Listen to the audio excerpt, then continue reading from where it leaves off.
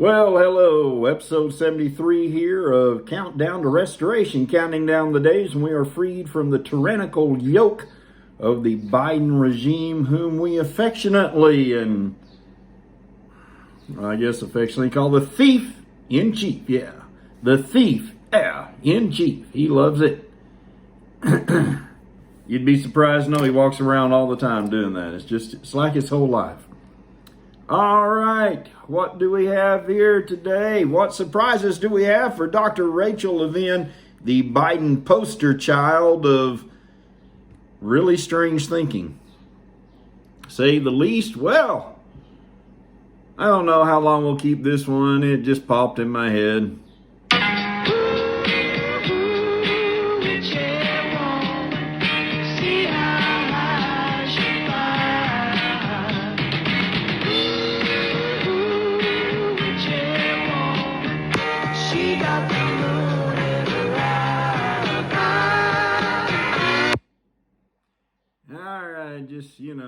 Obviously not a woman, so anyway, we just move on from there, I guess. Not a great pick, but something different.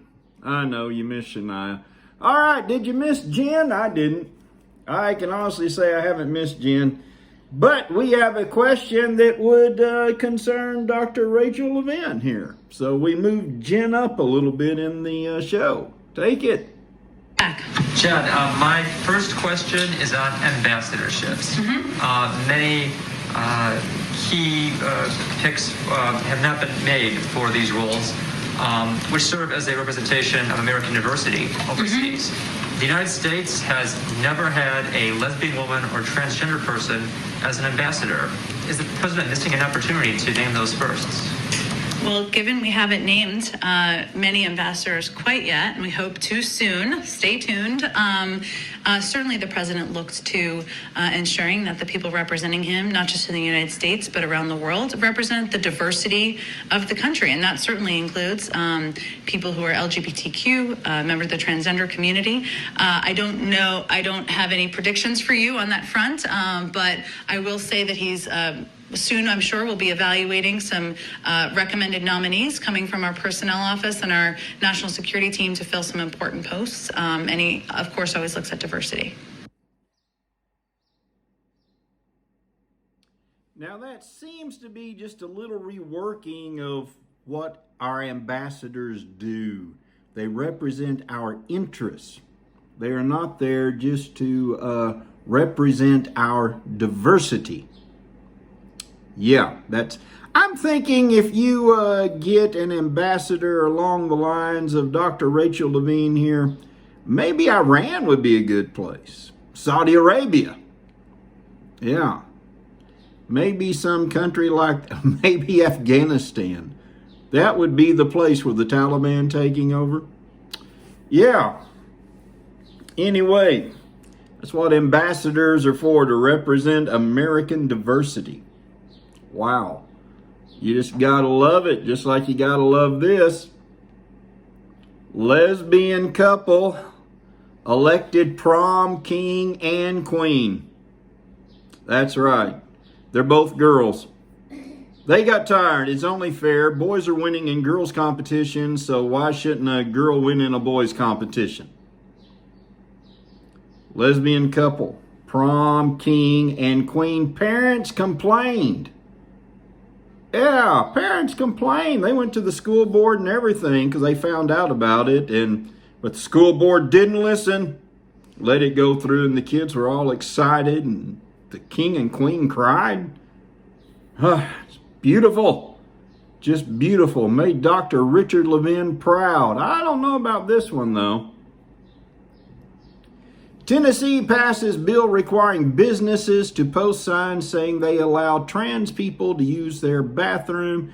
The legislation awaits Governor Lee's signature. Yeah, I'm guessing in your neighborhood Applebee's, depending on what neighborhood Applebee's is in, you're probably not going to know, but okay. I mean, that's kind of creepy in many levels, isn't it? All right, is that all we have for the good doctor today? Yes, it is. Bye, Doc. We'll see you tomorrow, I'm sure. Yeah, I'll try to have a better song. All right, all right. Everybody complains. SecularDems.org is where you will find the Plans for America by Secular Democrats of America, whom, if you would go back to our President's Day show, has all kinds of horrible plans for the country that the White House is following, as well as the Democratic Party-led Congress. And the House of Representatives is in great danger of not remaining Democrat. We'll all cry about that later, huh? Oh, wouldn't that be great? Anyway, all right, so we have a few things here. Yesterday, I told you about the Texas city, the city of Lubbock, that voted to ban abortion. Well, it goes a little deeper than even I thought. And declaring Lubbock a sanctuary city for the unborn, voters have approved a local ban on almost all abortions, and the Texas legislature is considering a law to ban the procedure as early as 6 weeks into pregnancy.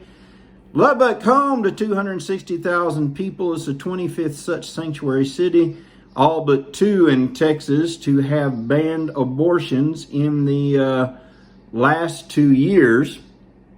There's more cities that I'm not sure how they meant that worded. All but two, I don't know. The Lubbock ordinance, now this is part I didn't know. The Lubbock ordinance bans abortion in all cases except when a woman's life is in danger. It also allows family members of any woman who has an abortion to sue the provider or anyone who assisted the woman in receiving the abortion. So that, I'm not sure how that would play out, but boy, that's a serious proposition there. And of course, the ACLU is wanting to sue because that's just what they do. And they also say since Lubbock is it's a hub of medical services for the area, which it is, that's not fair to outlaw abortions when a lot of towns around Lubbock don't have anything. So if you've ever driven out that way, you know that to be true. So we'll see where that goes. I always love it when they sue to overturn a vote. It's a beautiful, beautiful reminder of we the people, isn't it? Yes. Anyway, but you can't go against what they think. Okay, now this really, I didn't know where to put this. There's a lot of things I never know where to put, but this is, you've got to see it. It's just, it's quite interesting from Outnumbered on Fox. Sorry if you don't like Fox. Critics are slamming a new CIA recruitment video, calling it woke propaganda that's gone way too far. The promotional video follows an unidentified 36-year-old Latina CIA agent, and it has been criticized for pandering to progressives. Surprise, surprise. Take a listen and judge for yourself. Nothing about me was or is tragic. I am perfectly made. I can wax eloquent on complex legal issues in English while also belting Guayaquil de mis amores in Spanish. I can change a diaper with one hand and console a crying toddler with the other. I am a woman of color. I am a mom. I am a cisgender millennial who's been diagnosed with generalized anxiety disorder. I am intersectional, but my existence is not a box-checking exercise. I am a walking declaration, a woman whose inflection does not rise at the end of her sentences, suggesting that a question has been asked. I did not sneak into CIA. My employment was not and is not the result of a fluke or slip through the cracks. I used to struggle with imposter syndrome, but at 36, I refused to internalize misguided patriarchal ideas of what a woman can or should be. I am proud of me, full stop. That's a CIA, Central Intelligence Administration recruitment video. I'm thinking there's not much intelligence in the Central Intelligence Agency. I don't feel very safe now, do you? No. That's scary. But what would Joe have to say about it? Yeah, here we go. Welcome to my world. Won't you come on in? Welcome to my world. Built with you in mind.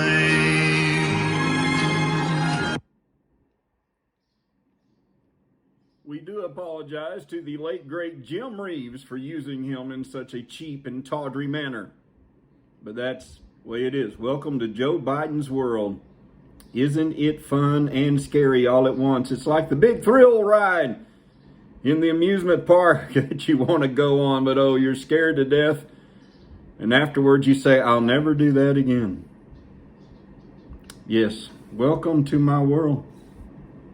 Oh, we have more from Joe's world. We have this because we've got some issues coming up. This is from last Thursday, I believe. Sorry to have the delay. With Corinne Jean-Pierre, the assistant deputy or the deputy press secretary. Remember the history-making lesbian who has broken all the barriers. This was a question asked of her. I'm not sure if she would have been voted king or queen at the prom, but anyway, asked of her about Biden's sudden pushing of the Derek Chauvin, George Floyd. It all gets confusing. The George Floyd crime bill.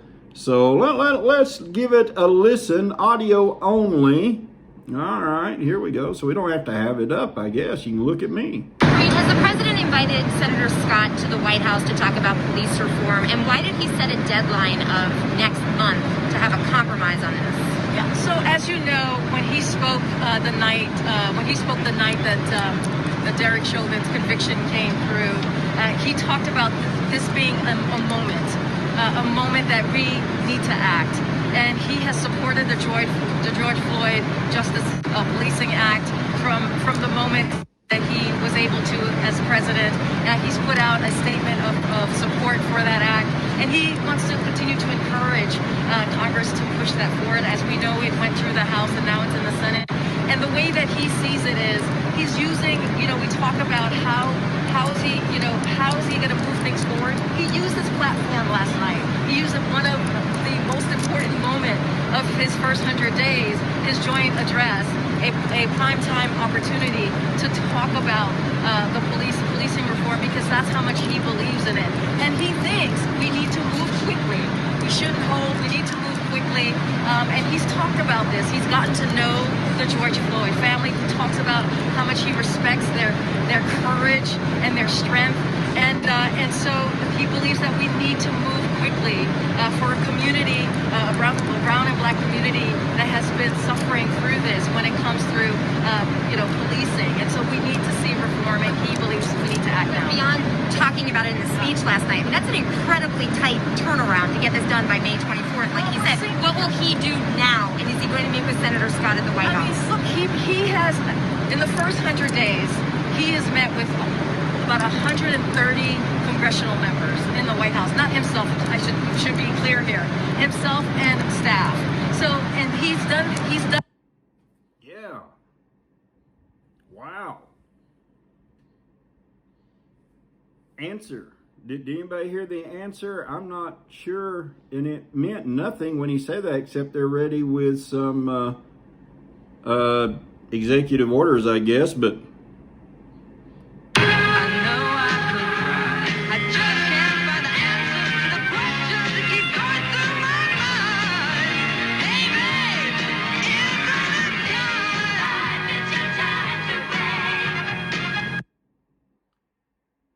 obviously she couldn't find the answer to the question. Maybe it has something to do with the high altitude aboard Air Force One, but why pushing it to May 24th? That June 1st date Why is that so big? It's really starting to make me wonder. Oh, I wonder, who picked June 1st? I know that was bad. I used to could hit all those high notes, but kind of tough now. All right, where are we? We did that. We have this with the Derek Chauvin trial, also known as the George Floyd trial. Prosecutors seek more severe sentence for Chauvin beyond maximum penalty. Beyond what the law allows, is what it says. Which, just take him out, back, shoot him down, come on. Good grief, why aren't we dragging this out? You know he's going to get killed in prison anyway. I don't mean that disrespectful. You know that's what's going to happen. The guards are going to say, well, the cameras broke down. Well, you know he was dead.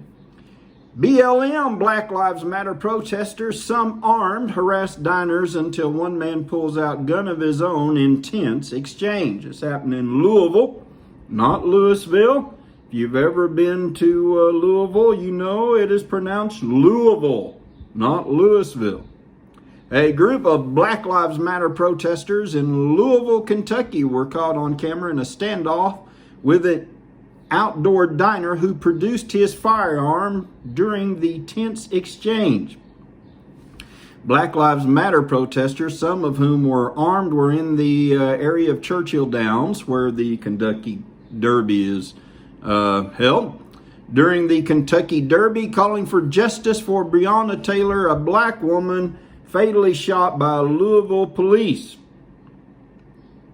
Yes. And where are we? Here we are. We keep going.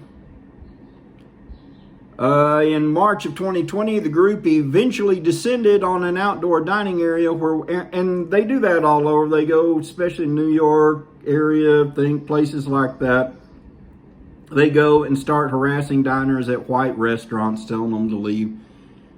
I don't know what that has to do with anything, but they do it. Where one man was seen producing his firearm in response to the harassment from the protesters. One woman can be seen on video telling the mob to move away from the man with the gun. And I would say that was probably smart advice. Obviously, she would be someone in charge to be that smart, to know that. Protesters could also be heard throughout the day chanting, "No justice, no derby." Wow. Yeah. Story comes after Attorney General Merrick Garland announced that the Department of Justice is opening an investigation into the Louisville Police Department as a result of Taylor's death. Of course you are, Merrick. Of course you are. We expect no less. We have more Merrick news coming up. The investigation will assess whether Louisville Metropolitan Police Department engages in discriminatory policing and also whether it conducts unreasonable stops, searches, seizures, and arrests, both during patrol activities and in obtaining and executing search warrants for private homes, the DOJ said in a press release. Despite the protests and a heavy police presence, the Kentucky Derby went on without incident, and trainer Bob Baffert record 7th win. Wow. You have a horse, you want to run in the Derby, contact Bob. Yeah. But while they're going to be, do we have that? Did we put that up? I don't know. Maybe it's here later. I'm not going to take time to, is this it? I don't know. We'll see where it's at. Anyway, there's some news about the FISA court still not following procedure. Merrick's not looking into that, though, is he? No. Is that it? Oh, no. This is what's going on now. How do you make the government fairer to underserved communities? The Biden regime wants to know. Yep, they want to know. They want to make government fairer to underserved communities and minorities. The initiative creates a website for public comment, hoping organizations and communities served by different parts of the federal government will tell the administration how to better ensure fair access to its resources and remove barriers to access. The public comment period will open Wednesday. Examples cited in the request of information include unnecessary requirements to produce documentation. I wonder who that's aimed at. Could it be the illegal community? No, couldn't be. Overwrought eligibility formulas, poorly designed forms or websites, and overly complicated instructions in its programs. Yep, the administration wants ideas about how to better reach people who aren't able to engage directly with the federal government, an OMB official said. So, this is just, that doesn't look real good to me. And they set up a website. Now, wasn't it during COVID that pretend President Joseph Biden told us that people in these communities didn't know how to use the web? They didn't know how to use computers. They couldn't contact the government on websites, so they had to do different things. Yeah, but now they set up a website so the people that can't use websites, according to them, report and welcome to his world, ladies and gentlemen. It just, makes so little sense and not to be outdone. Justice Department seeks funding to fight domestic extremism and inequality. Yes. How does that mean, inequality, really? Does that mean because white supremacy, it doesn't give other groups the chance to be supremacists? I'm not sure. But they need an 11% budget increase. There's Merrick Garland himself. An 11% budget increase to fight domestic terrorism and inequality. Welcome to my world indeed. Wasn't that a good song for the World's Gone Crazy segment? Oh, and what is this? What is this? I am not sure. What is that? It's not that. It's not that. It's not that. Oh, here it is. Yes. Oh. I forgot. Let me see if I can find it quickly for you. Because we have notice of a review on top of a review, which is interesting. A review on, they're going to review the review. That's the answer, basically. And so that means we have to do what? We have to play our new zoo review song. Where is it? Where is it? Where is it? I'll tell you something. There it is. There it is. There it is.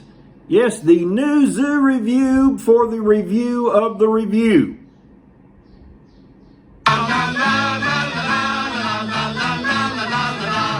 It's the new zoo review, coming right at you, with three delightful animals, have fun with what they do.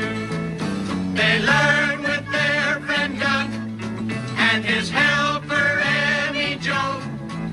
With Freddie! Charlie!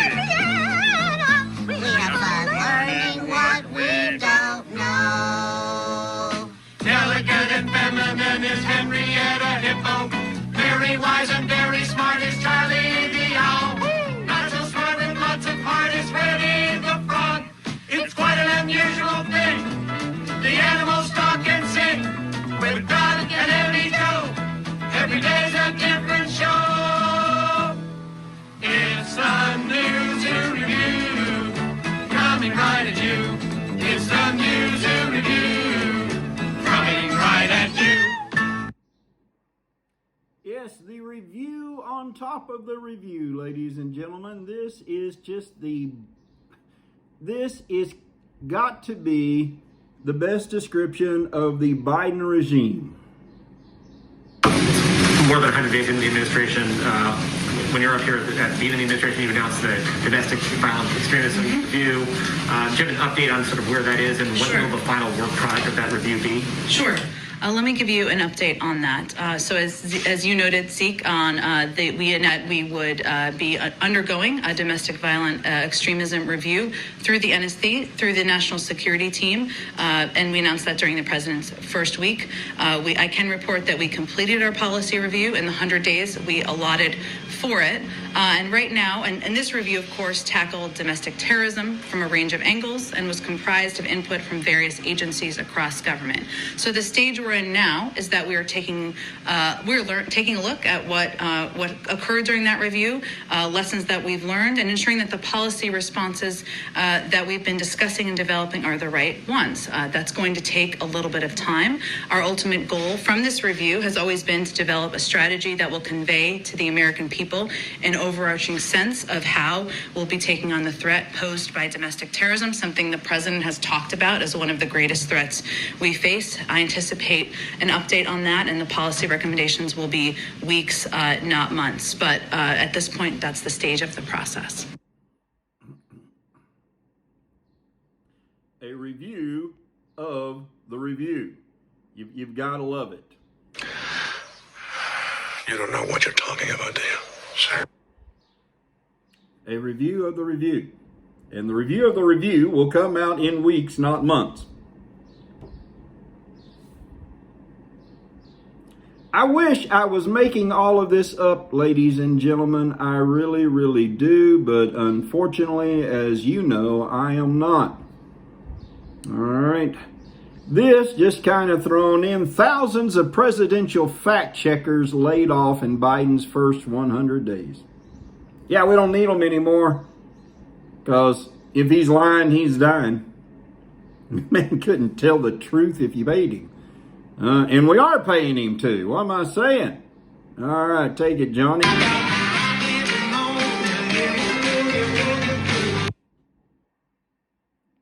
All right, we do have some COVID news.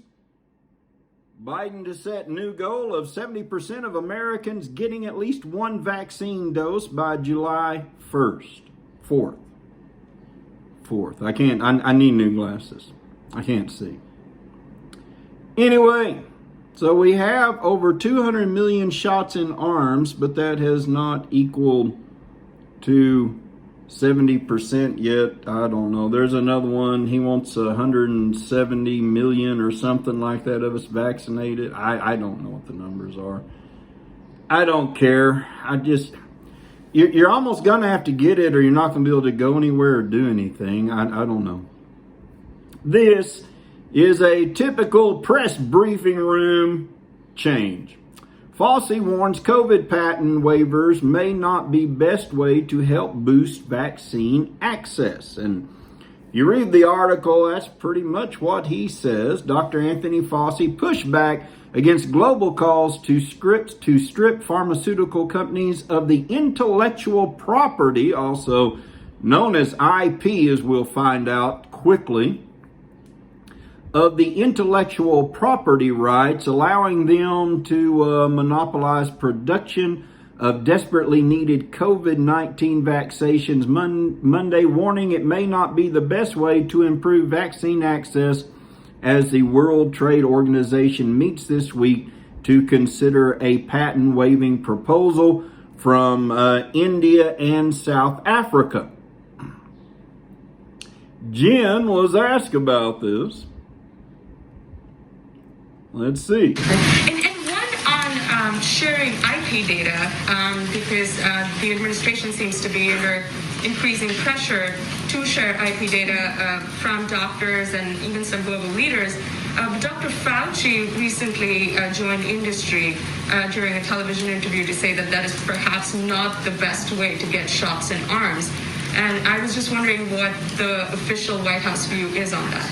I wouldn't say that's an exact characterization of his comments or remarks that he made, but I will say that I would expect we'll have something to say about this once the WTO session gets underway. Obviously, Ambassador Tai would be making a recommendation to the president. That's not something that has happened at this point. And obviously, just for people to understand, for everyone to understand this process, because sometimes it's shorthanded on television or in other places. What we're talking about is the United States position. It's a WTO process, and what ultimately happens here will not be up to the United States alone. This is a waiver that there would have to be agreement among WTO members on. I think what I saw at Dr. Fauci's comments speak to as well, which is certainly our position, is that our objective is to save lives by producing as much supply as possible and getting shots in arms around the world in the most effective way. And we're determining what the right steps are to do. In the article, Fauci did go on to say that, it's just going to create legal fights, and that's going to tie up the vaccine when we need to be getting shots in arms. But he is against it. Also, there are some people who benefit greatly from the controlled production of the vaccine in a monetary way. We won't name names, but one of them is getting a divorce. And the good doctor, Tony Fauci, is directly tied into his foundation, etc., etc., etc. All right, good news if you're planning to go to New York, or you live in New York, or you're an actor or stagehand. Governor Cuomo announces Broadway reopening date. All right, go see a show. Wrong one. Where are we at? Here we go. You can go see a show now if you go to New York. You can even eat inside.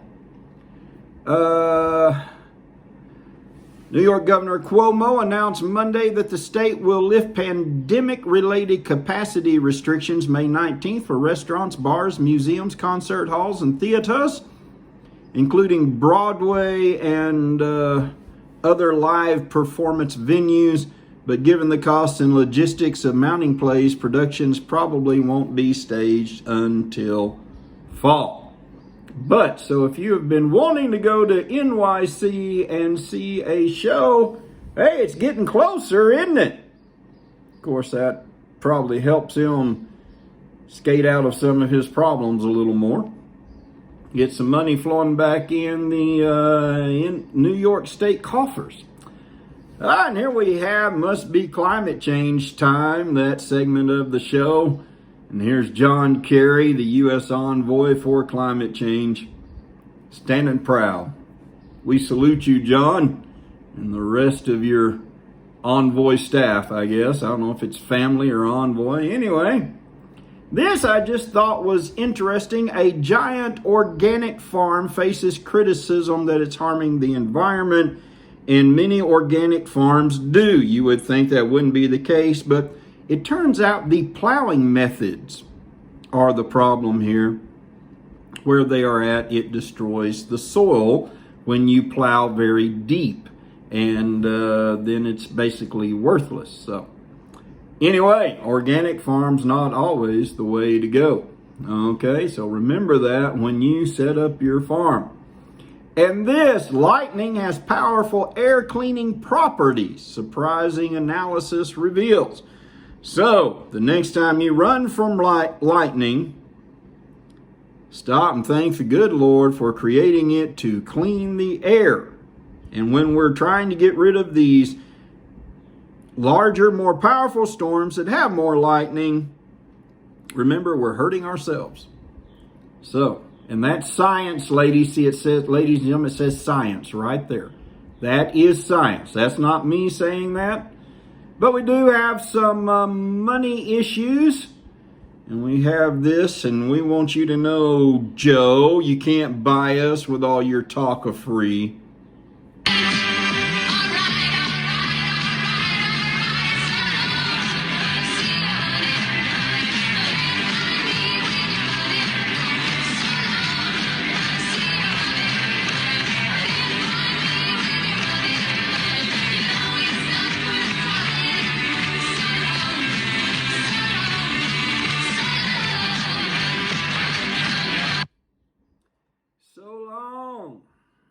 can't buy us with your money, although he is buying a lot of people with the promise of free. Makes you sick. But this isn't good. Yellen says interest rates may need to rise to stop economy from overheating. Let that sink in a minute. The economy is growing so fast it may cause inflation, and so Yellen, the Secretary of Treasurer, who thinks she's still head of the Federal Reserve, is saying we might need interest rates to rise to slow down the economy.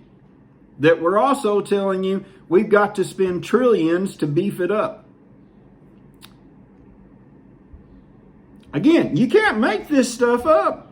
You really can't. It's really strange. What did Joe say yesterday? Let's get this done. Because the truth of the matter is that we can do this and grow the economy. I won't go on all the other statistics, but the plan is estimated to grow the economy another $1 trillion. This will grow the economy. Everybody will be better off. So, this will grow the overheating economy $1 trillion from a $1.8 trillion spending plan. That'll slow down the economy. So you don't have to raise the rates, Janet. Just pass all of Biden's bills, and the $1.8 trillion will only raise the economy $1 trillion. So it just... Oh. What a tangled web we weave when we practice to deceive. Or as I like to say, what a tangled web we weave when we use cross-eyed spiders. Think about it. American factories are desperate for workers. It's a $1 trillion problem. Lots of jobs. Lots and lots and lots and lots and lots and lots and lots of jobs. But when you are paying people to stay home, of course, they don't mention that in this article, the high unemployment payments. They don't mention that. But it's costing the economy $1 trillion because we can't produce because people won't go get a job. Again, the economy is not in need of all of this spending. You need to call and make your voice known.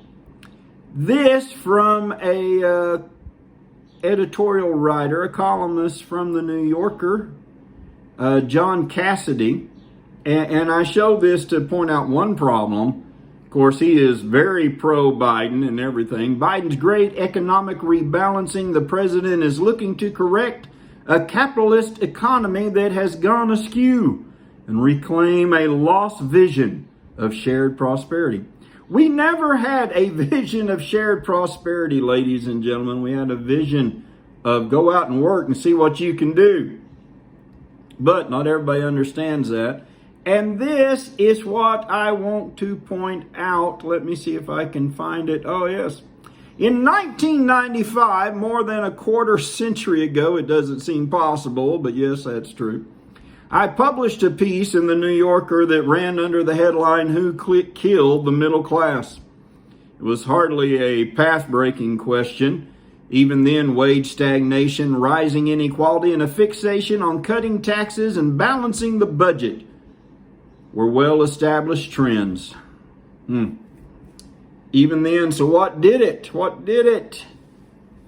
Illegal immigration, as illegal immigrants came into the economy en masse and began taking many middle-class producing jobs and driving wages down. It's really not that hard. It wasn't government policy. It wasn't tax cuts. Well, government policy other than letting them come in. It wasn't tax cuts that spurred the economy. I like to use this example. If you, for most parts of the country, I guess, I don't know. But in Texas, if you had your roof redone, reshingled, or completely redone, used to it would be a mixture of all colors. White, black, and Hispanic, and whatever color. But largely white and black. And roofers were paid a very livable wage. It's just one example. They worked hard, made money.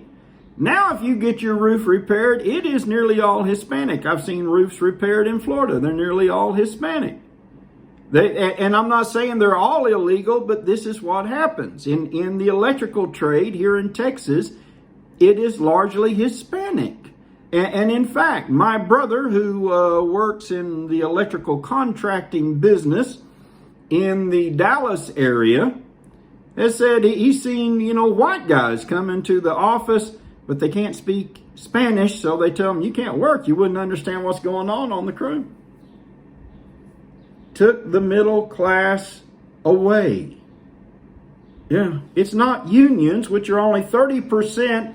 At their height, we're only 30% of the economy. It's not unions. It's not people being rich. It's the mismanagement of our labor force. That's what happened to the middle class. And you can't tax it into existence. You can't.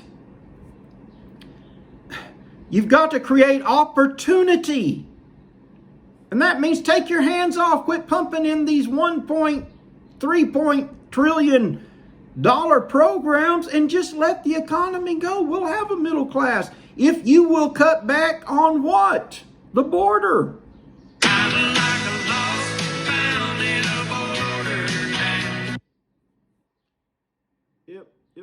Yep. Few quick items. This one is how Jen opened the press conference, and then we'll have something to say on it. Listen, learn, weep. I wanted to provide a brief update on the situation at our southern border.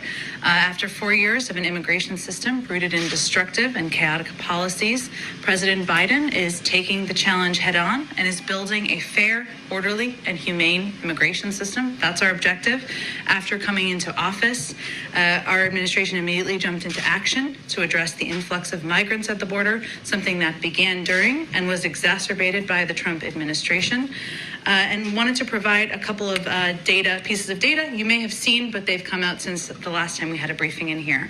At the end of March, there were more than 5,000 children in Customs and Border Protection Patrol stations.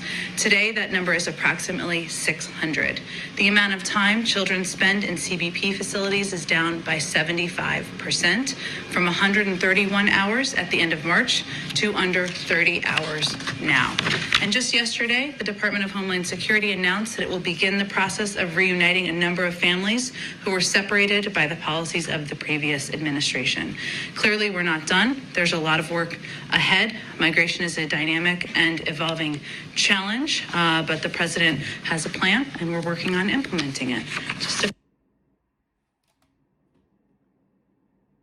Okay, so what they're talking about, see, they point this out, and they just talk about, and we've told you this before, just the CBP, Customs and Border Protection group, Border Patrol, Customs and Border Patrol or Protect, I don't know. And that's just their facilities. It's not talking about no one being in border facilities, just not in Border Patrol facilities.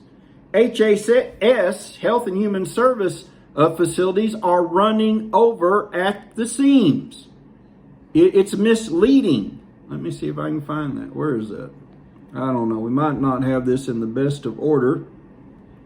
And of course, you would think they would be working on this to stop the flow, and they are, but in the most indirect manner possible. One person says, Brendo Judd, Kamala Harris can't visit southern border because fixing issues would go against her base. They don't want to stop people from overall coming. They just don't want to be overwhelmed.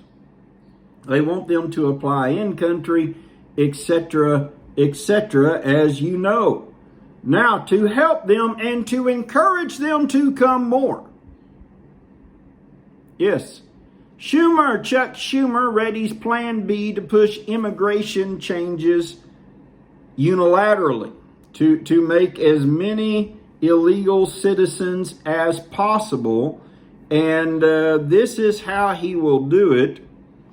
Senator Chuck Schumer, Democrat of New York and the majority leader, is quietly considering trying to use a fast-track budget maneuver to legalize millions of undocumented immigrants should bipartisan talks on providing a pathway to citizenship fall apart. Mr. Schumer has privately told members of the Congressional Hispanic Caucus in recent weeks that he is actively exploring whether it would be possible to attach a broad version of immigration laws to President Biden's infrastructure plan and pass it through a process known as budget reconciliation, according to two people briefed on his comments. The move would allow the measure to pass the evenly divided Senate with a simple majority of 51 votes, shielding them from a filibuster and the 60-vote threshold for moving past one, which otherwise would require at least 10 Republican votes. The strategy is a backup plan. They like to just get it passed and done. But what they would do, since the American Jobs Plan, not the American Family Plan so far, but the American Jobs Plan, has been ruled by the parliamentarian of the Senate that it could be attached to the budget for this year, that was passed last year, as long as it's before the budget expires, as supplemental to that budget, even though the American Jobs Plan doesn't even kick in right away in most ways. It would be supplemental, and therefore you could go through the simple process of budget reconciliation.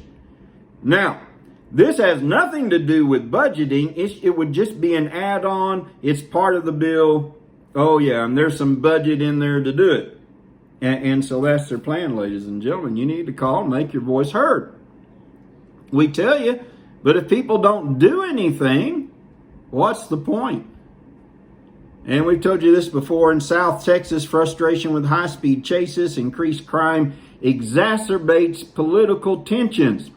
They have impound lots full of cars that were stolen and SUVs and vans and all the seats stripped out except for the driver so they can pack as many people as possible. They can pack drugs, everything else. People they're just crashing the border all over because Custom and Border Patrol can't patrol the whole area because they're picking up this wave of migrants and having to deal with them.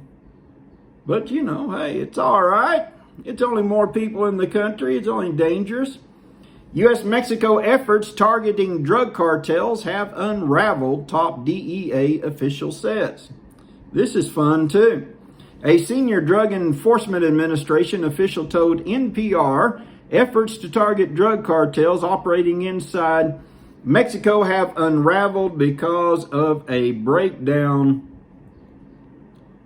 in cooperation between law enforcement agencies and militaries in the two countries.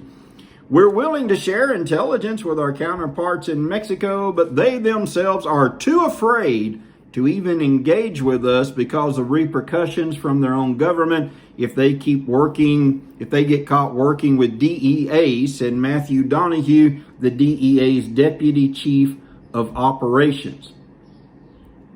So, and why would that be? Because they're all paid off by the cartel. This is serious, ladies and gentlemen. That border wall wasn't just about keeping poor little kids from Guatemala out. It was about keeping crime out.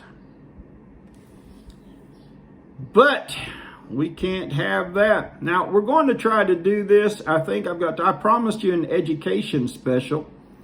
And if you notice, they are saying nobody asked about how many minors are still in U.S. custody, however you'd say it. Over 22,000. Nobody asked that question. It's just, okay, because they got them, and we will have some of that in our inside information. They got them to stop asking those questions. Because now it sounds like, oh, everything on the border is stopped. It has not. Part of pretend President Biden's 100-day promises was to have the majority of schools reopened 5-day-a-week, face-to-face teaching. It hasn't happened. They even start saying, well, the money in the American Rescue Plan. Wait a minute. Oh, let's have one more song. The American Rescue Plan. Where are you? Where are you? Are you not here? I guess she left. So what happens? Start using everybody else. Fontana Bass, I think that's her name. Rescue me. Anyway, the money in the American Rescue Plan for reopening schools, they finally started admitting most of that was for next year. But we had to have it this year. You know, spend a couple of trillion, what's it hurt? Well, there was much more going on, and in today's press briefing, Jen was asked about this. She said, oh, that's false. And then went into her detailed sales pitch of how everything they're doing is working and everything, which always tells you they're lying. Every time. So we are going to look into this, and nobody's asking, how come the schools aren't open? I think one question has been asked in all the press briefings, and I hear every one of them sad to say, yeah, pray for me, it's tough. But we find out powerful teachers union influenced CDC on school reopenings. Emails show, and of course we were told by Jen Psaki that that's just normal back and forth, doesn't really mean anything. Well, it might to the rest of the world, Jen. The American Federation of Teachers lobbied the Centers for Disease Control and Prevention on and even suggested language for the federal agency school reopening guidance released in February. The powerful teachers union, Full Court Press, preceded the federal agency putting the brakes on full reopening of in-person classrooms. Emails between top CDC, AFT, American Federation of Teachers, and White House officials show. The emails were obtained through a Freedom of Information Act request by the conservative watchdog group Americans for Public Trust and provided to the Post. The documents show in a flurry of activity between CDC Director Dr. Rachel Walensky, her top advisors, and union officials, with Biden brass being looped in at the White House in the days before. Where are we? Right there. In the days before the highly anticipated February 12th announcement on school reopening guidelines. So, you know, just people are so corrupt. Then they lie about it. They lie about their lying. Thank you again for Friday's rich discussion about forthcoming CDC guidance and for your openness to the suggestions made by our president, Randy Weingarten. And the AFT, wrote AFT Senior Director for Health Issues Kelly Trotner in a February 1 email, which described the union as the CDC's thought partner. And remember, they didn't want to reopen. We were able to review a copy of the draft guidance document over the weekend and were able to provide some initial feedback to several staff this morning about possible ways to strengthen the document. Troutner continued, we believe our experiences on the ground can inform and enrich thinking.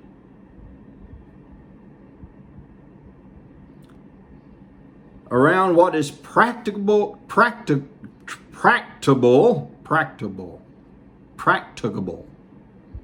yes, I can speak, and prudent in future guidance documents.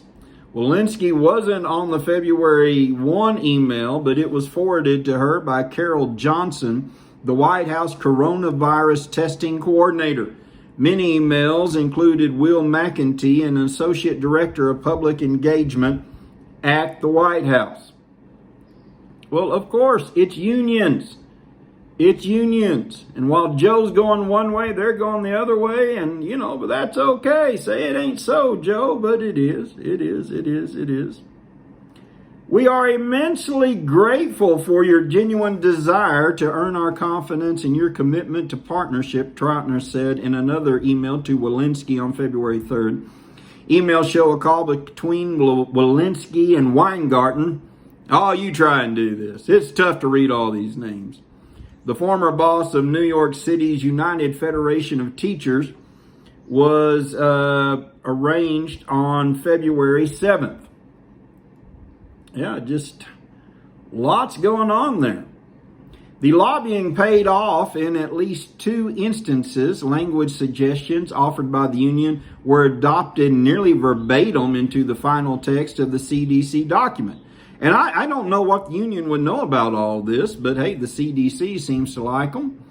With the CDC preparing to write that schools could provide in-person instruction regardless of community spread of the virus, Trotner argued for the inclusion of a line reading, "In the event of high community transmission results from a new variant of SARS-CoV-2, a new update of these guidelines may be necessary."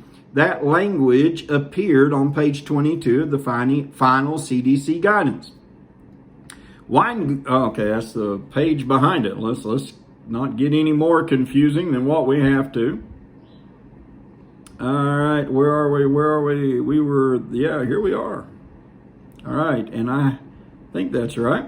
The AFT also demanded special remote work concessions for teachers who have documented high-risk conditions or who are at increased risk for COVID-19. And that similar arrangement should extend to staff who have a household member with similar risk. A lengthy provision for that made it into the text of the final guidance. There you have different leaders of the AFT, I think. And so man, the final CDC guidance won high praise from the AFT. Today, the CDC met fear of the pandemic with facts and evidence, the union said in a Feb 12 press release. Many others, however, were puzzled and angered by what they saw as the CDC willfully ignoring the science and slow walking a return to in-person learning, even as mounting evidence showed schools were not a primary source of coronavirus infections as long as they followed mitigation strategies. So it's not always science, but we know that, don't we? In a widely viewed CNN interview on February 14th, anchor Jake Tapper grilled Walensky and demanded to know why the guidelines would allow schools in areas with high coronavirus community spread, known as red zones, to opt out in-person reopening, noting that 99% of U.S. kids fell within those areas, according to a CNN analysis, which we pointed out here after the guidance came out. They were saying on one hand, it's not a problem that the virus doesn't spread from schools. Kids are, just practice this. But if there is high cases,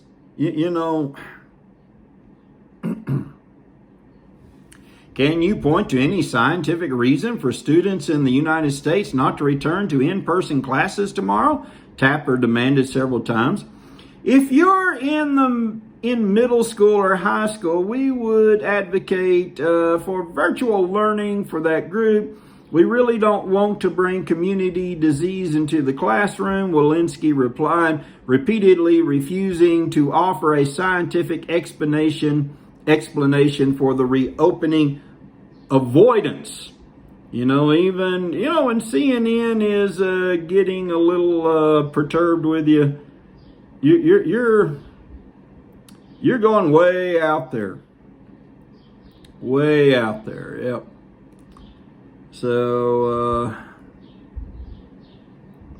We also know that mask breaching is among the reasons that we have transmission within schools. When it happens, somewhere around 60% of students are reliably masking. That has to be universal. So we have work to do. Just put your mask on. Put your mask on. I mean, that's not hard. You tell kids what to do every day. Tell them to wear their mask. Dr. Monica Gandhi, a professor of medicine at the University of California, San Francisco, who has written extensively on coronavirus, called the CDC AFT emails very, very troubling. Not just very troubling, but very, very troubling. What seems strange to me here is there would be this very intimate back and forth, including phone calls, where this political group gets to help formulate scientific guidance for our major public health organization in the United States, Gandhi told the Post. This is not how science-based guidances should work or be put together. The close communication between the union and the feds came despite repeated assurances from CDC and Biden officials that their medical guidelines would follow the science and be free of political interference. Yeah, that's what they keep saying. That's not what is happening, though. That's never what is happening. I can assure you that this is free from political meddling, Walensky said. And when they come out like that, you know it's a lie. When the guidance was released, the AFT and its affiliates have long been one of the most reliable and deep-pocketed donor constituencies of the Democratic Party, dropping almost 20 million to elect party members during the 2020 election cycle, according to the Center for Responsive Politics.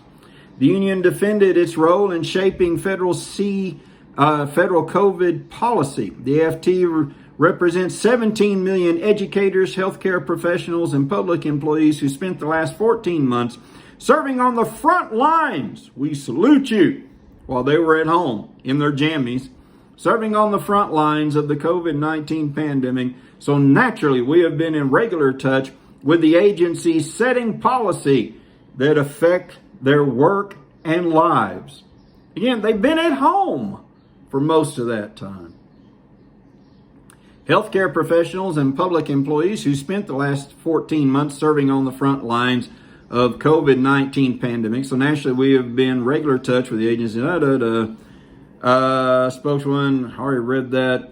Adding the union also worked closely with the Trump administration. Well, okay. And under the Trump administration, you were allowed to close. Yeah, and see, all you got to do if you are the federal government is say, well, fine, we're not going to send money to any schools that are closed, and this would stop. They won't do that. The CDC also insisted such conversations are routine, which is what Jen Psaki assured us today. As part of a long-standing best practices, CDC is traditionally engaged with organizations and groups that are impacted by guidance and recommendations issued by the agency. We do so to ensure that our recommendations are feasible to implement and they adequately address the safety and well-being of individuals. The guidance is aimed to protect. These informative and helpful interactions often result in beneficial feedback that we consider in our final revisions to ensure clarity and usability. Jason McDonald, a spokesman for Dr. Walensky, told the Post. McDonald said the agency had worked with a number of other non-governmental parties that would be affected by the guidance and provided them draft copies, including what? Whoa.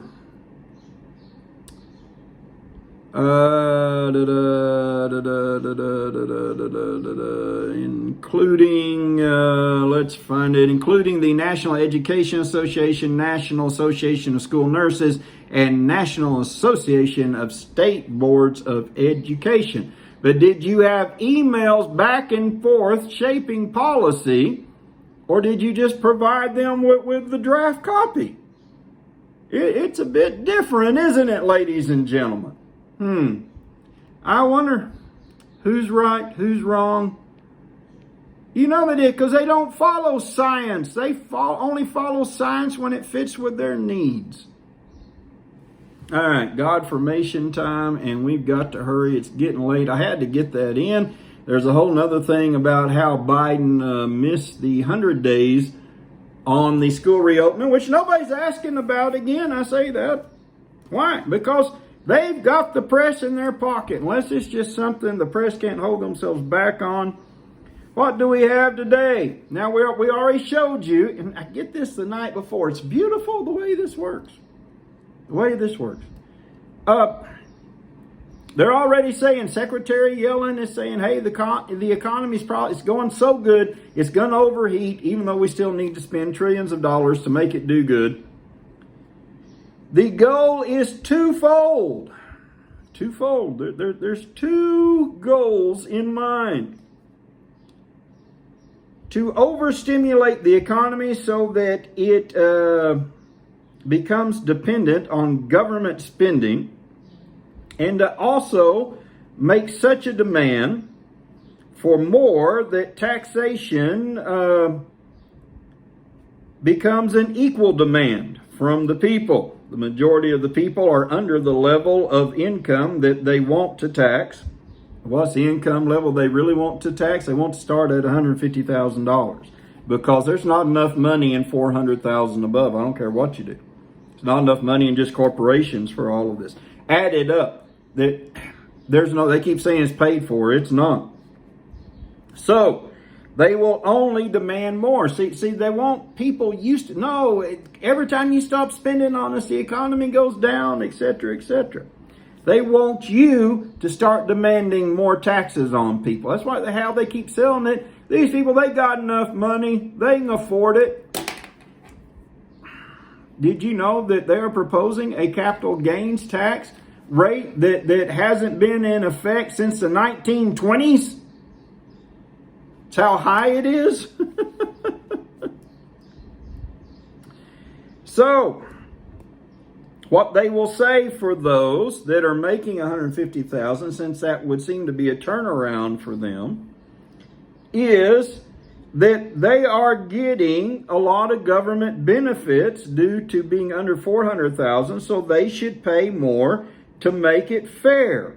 Remember, fair, free, and freedom are key words for them. So, now if you're only making $60,000, it's not fair that the $150,000 person that's getting, their kids get to go to community college for free. Their kids get to go to preschool for free. They get this benefit and that benefit. So we're just going to ask them to pay a little bit more because their benefits outweigh what they're paying. Yeah, you'll go for it if you're making under that. And if you're making that, you'll be like, what? You said $400,000, but you're benefiting. See, we upped our plan so you could get in on this. So now you need to pay more. Well, I'd rather pay to send my kid to community college. It's not that much.